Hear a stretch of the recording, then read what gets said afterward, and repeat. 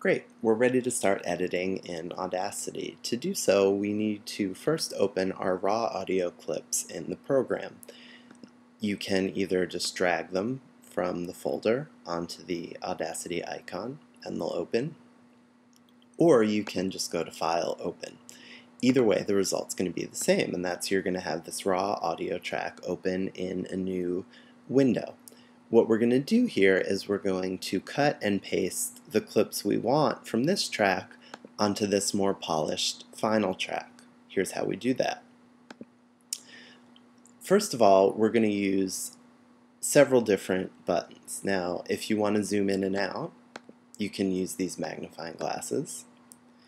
If you want to play back the audio, you can use these over here. We'll do that in just a second.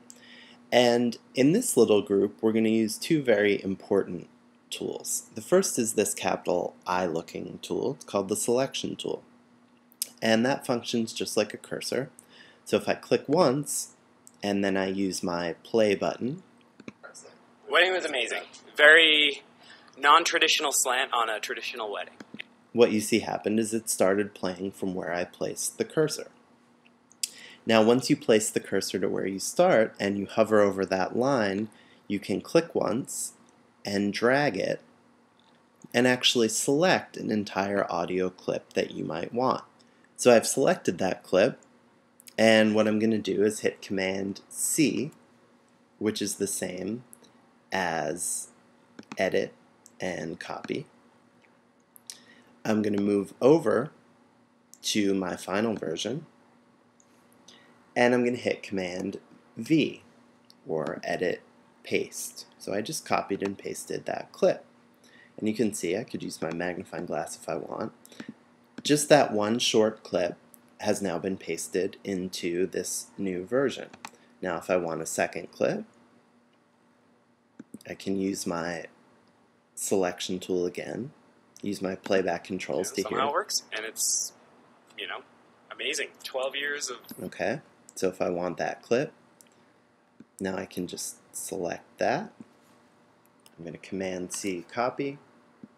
Now to paste it, I'm going to make sure I'm on this second stereo track that we made. So I'm going to click once with the selection tool. And now I'm going to hit Command V to paste it. So very quickly you see I can assemble different audio clips and edit the track the way I want to. Now, here's a few basic editing tips. Now, the first is this tool here called the time shift tool. Looks like two arrows pulling in different directions. If I click on that once and then click on a clip, what that will let me do is move my audio up and down the timeline.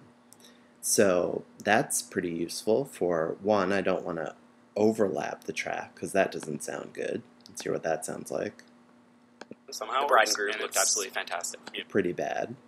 But I also don't want big silences between my clips, because that will also not sound too great. Very wonderful evening. Silence. You don't want that. Somehow it works. So you can use this time shift tool to try to line up your audio so it flows in the most natural possible way. That's what that tool's for.